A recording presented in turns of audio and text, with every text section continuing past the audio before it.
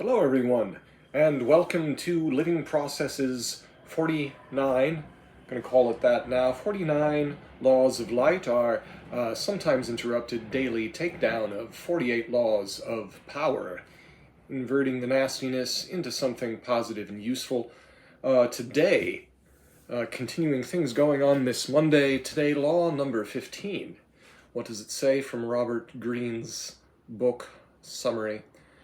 Crush your enemy totally.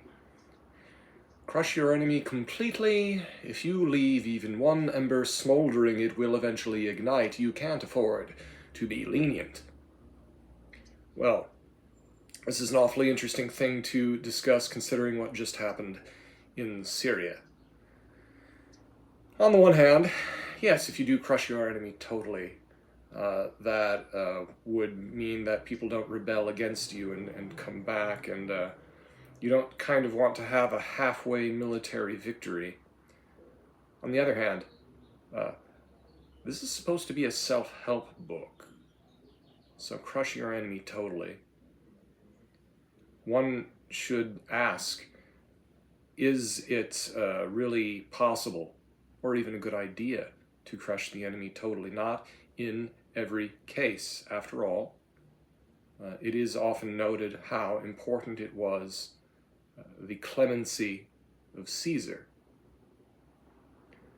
And one might say, oh, well, look what happened to him.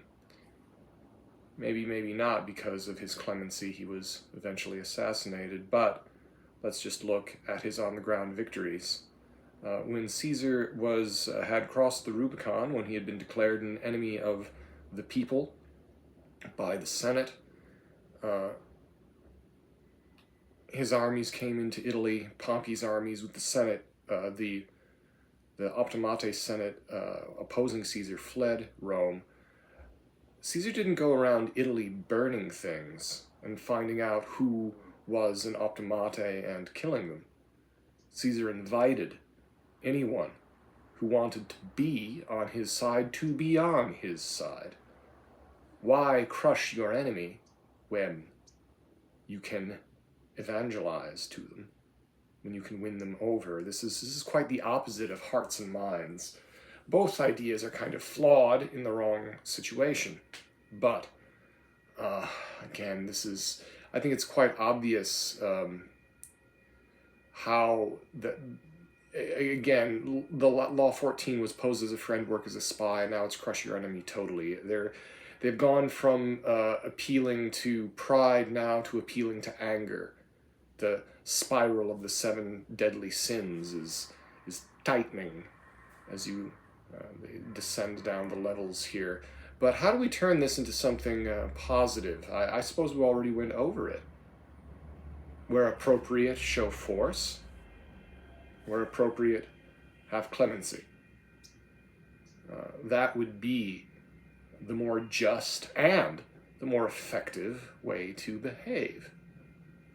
And then this whole idea about this is some type of self-help book for business, really a bit ridiculous. And I think it only goes so far as this book only works so far as you have very emotionally genuine or detached or naive boomer generation managers who would never ever expect anyone to read this and take it seriously, and then if someone did take it seriously, they wouldn't expect that this person would be an effective operator in a company. And they would have the reaction, and I've heard this from several of them, very well-intentioned, saying things like, oh, they wouldn't do that. They would never try. No one's going to try to.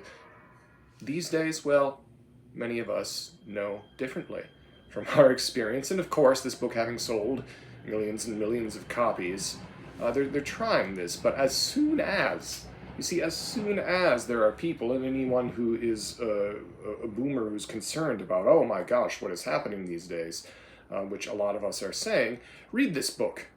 Not to, or at least read the summary, not with an idea of, oh yes, I'm going to try to be like the Machiavelli of business, but or the Genghis Khan of business or whatever, but read the book in order to diffuse it. Read the book in order to see who's playing these little nasty tricks.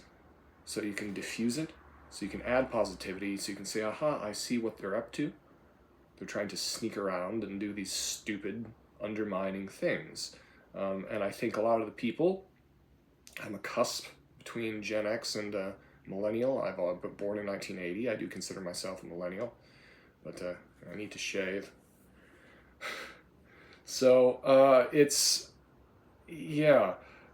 we're in a different time. We've passed peak woke, as they say. We've also passed the time where this kind of con manning in this book will get you as far as it used to. The good thing is that I see a lot of optimism and a lot of hope. The young people that I've worked with, I've hired one or two for some short time things around here with the Arroyo Outdoor. And by the way, I ruined Guess My Pipe. It's early morning pipe in the Bulldog, in the Peterson, even though it's really Dunhill. But hey, let's take a look at this. It's much nicer out the window. It's becoming ever nicer in here. And that is partly due to some younger millennials and some Gen Z people who, by the way, are not scared of work. They're not quiet quitting. So, the future looks nice. It's a Monday. Moving ahead to the week. Have a wonderful day and a good week ahead. I'll be back with more of these so-called laws of power. And let's find out a preview of next week. My computer screen locks too often. Use absence to increase respect and honor. Oh gosh. Oh, like a Byzantine emperor. Oh, the inaccessible. Yes, be an absentee landlord. Well, enough snarkiness. We can enjoy that next time for Law 16 on the Laws of Light. Thank you for listening.